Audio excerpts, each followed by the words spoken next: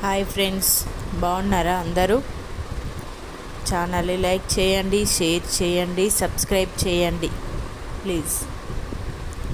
ఇది హరిద్వార్లోని శాంతికుంజ్ ఆశ్రమం అండి. ఇక్కడ టాయిలెట్స్ ఉన్నాయి. ఇటేమో ఇది క్యాంటీను. శాంతికుంజ్ బస్సెస్. ఈ ఆశ్రమం అసలు మస్తు పెద్ద, అంటే అసలు ఎంత పెద్ద ఉందంటే ఒక 50-60 ఎకరాలు ఉంటుంది నాకు తెలిసి. నా ఎస్టిమేషన్ ప్రకారం 50-60 ఎకరాలు ఉంటుంది కంపల్సరీ. చాలా బాగుంది.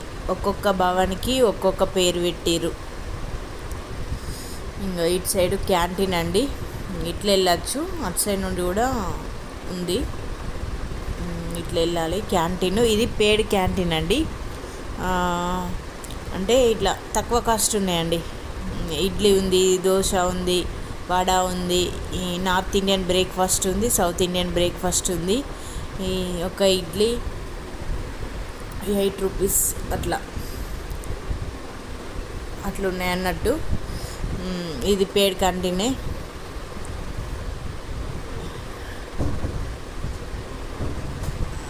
తక్కువ కాస్టే ఉంది ఇక్కడ.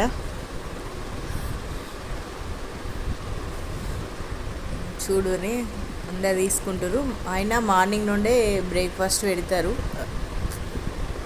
మార్నింగ్ ఉంటుంది, ఈవినింగ్ ఉంటుంది, మధ్యాహ్నం క్లోజ్ చేస్తారు. పేడ్ క్యాంటీన్. ఇవన్నీ బిల్డింగ్స్ అండి. ఒక్కొక్క బిల్డింగ్కి ఒక్కొక్క నేమ్ పెట్టిరు. అంటే ఋషుల పేర్లు, దేవతల పేర్లు, ఇట్లా అందరి పేర్లు పెట్టిరన్నమాట. ఇదేమో రథం, భగవతి మాత ఉన్ను శ్రీరామ్ శర్మ ఆచార్యది. ఇవన్నీ బిల్డింగ్స్. ఇలా సరస్వతి భవన్, పతాంజలి భవన్, నచికిత్ భవన్, ఇట్లా అన్ని నేమ్స్ పెట్టిర్రు. ఒక్కొక్క భవన్కి ఒక్కొక్కటి. మాకు నచికిత్ భవన్లు ఇచ్చిర్రు రూము. ఒక్కొక్క రూమ్లో 8 మెంబర్స్ ఉండొచ్చు. ఇది ప్లే గ్రౌండ్, పార్క్ అన్నట్టు. పిల్లలు ఇక్కడ క్రికెట్ ఆడుకుంటారు. ఇక్కడ చాలా బాగుంది. మార్నింగ్ మంచిగా ఎండ వస్తుంది, ఎందుకంటే అది అక్కడ వాతావరణం కూల్గా ఉంటుంది కదా.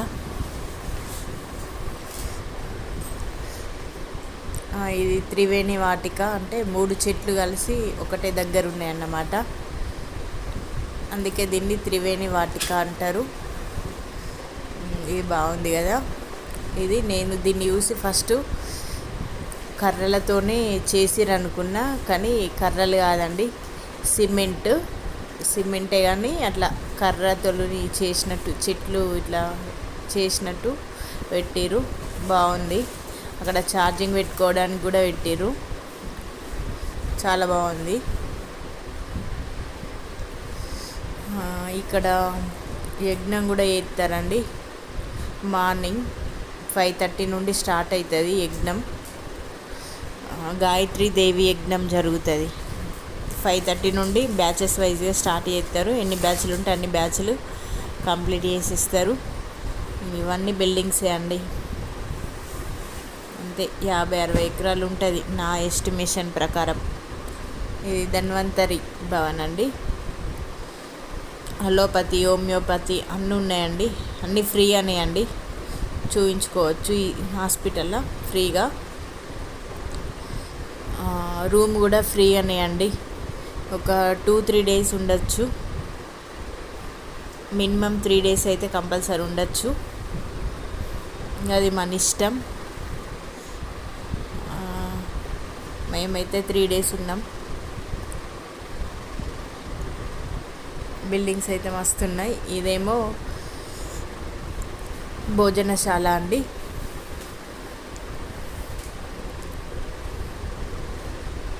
మార్నింగ్ 8:30 నుండి స్టార్ట్ అవుతుంది, మధ్యాహ్నం 1 వరకు.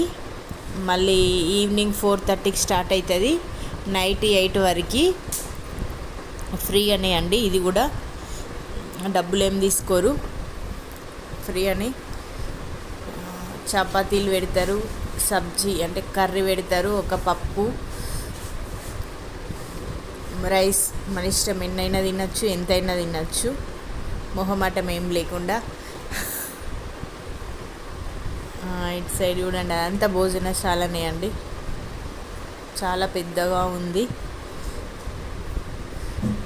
చూడండి ఇటు పక్కన చెట్లు పెట్టిరు, గ్రీనరీ, ఇది చాలా బాగుంది. ఇదేమో పార్క్ లాగా, అంటే పార్క్ అని కాదు, ఇట్లా మొత్తం ఇక్కడ ఔషధ మొక్కలు ఉంటాయండి, అన్నీ ఔషధ మొక్కలే. ఆ బిల్డింగ్ అనిపిస్తుంది చూడండి, అది మొత్తం ఔషధ మొక్కలే.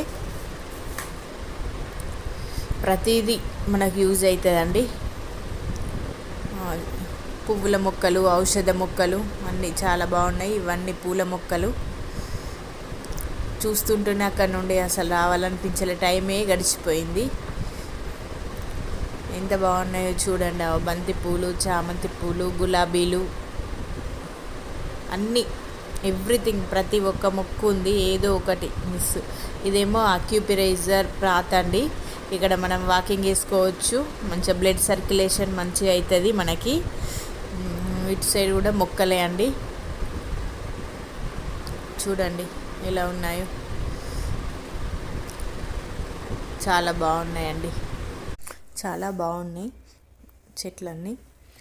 ఇవన్నీ దీంట్లో చాలా మనకి ఔషధ మొక్కలండి, అంటే ఏది దేనికి యూజ్ అవుతుందో మనకు అసలు కరెక్ట్గా తెలియదు. మనకు అన్ని చెట్లు కనిపిస్తాయి కానీ మనకు తెలియదు అన్నట్టు. అయితే ప్రతిదీ ఎలా యూజ్ చేసుకోవాలని కూడా అక్కడ అన్నీ ఉన్నాయండి, చాలా బాగుంది. ఇదేమో శ్రీ వేదమాత గాయత్రి మందిర్ అండి, అంటే గాయత్రి మందిర్. చూడండి అమ్మవారిని ఎలా ఉందో, చాలా బాగుంది అమ్మవారు కూడా. ఇక్కడ చాలా బాగా చేస్తారు. మొత్తం మార్నింగ్ లేచి నుండి, అంటే మార్నింగ్ స్టార్ట్ అవుతుంది అన్నట్టు గాయత్రి యజ్ఞం అయిన తర్వాత ఇక్కడికి వచ్చి అమ్మవారిని దర్శనం చేసుకోవచ్చు. నెక్స్ట్ అక్కడ చిన్న శివుని టెంపుల్ ఉంటుంది, శివుని దర్శనం చేసుకోవచ్చు, శివుడు పార్వతి వినాయకుంది.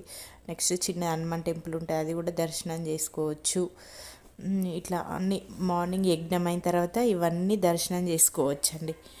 ఇవన్నీ దర్శనం చేసుకున్న తర్వాత ఇంక ఇది చూడండి, ఇక్కడ ప్రతిదీ గాయత్రి మంత్రం మనం ఎందుకు చదవాలి, ఎన్నిసార్లు చదవాలి, దాన్ని ఎలా మనం జపమాలతోని ఎలా చదవాలి అన్నది ప్రతిదీ ఇక్కడ ఉందండి.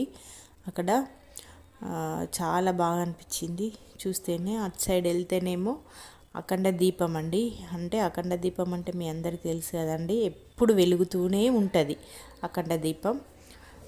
ఇక్కడికి వెళ్ళి అఖండ దీపం దర్శనం చేసుకున్న తర్వాత మళ్ళీ ఇటు సైడు అటు కొంచెం దూరం వెళ్ళిన తర్వాత ఇప్పుడు మీకు పార్క్ చూపించిన కదండి, చెట్లు మొక్కలు, అక్కడ మెడిటేషన్ చేసుకోవచ్చండి, చాలా బాగుంది. మొత్తం అక్కడ హిమాలయ పర్వతంలో ఎట్లా మునులు ఋషులు ఎట్లా తపస్సు చేసుకుంటారో అక్కడ ఉంటాయన్నట్టు. ఇంకా ఇదేనండి, ఇంకా సప్త ఋషులు తపస్సు చేసిరు కదా అండి ఇక్కడ హరిద్వార్లో, ఇదేనండి.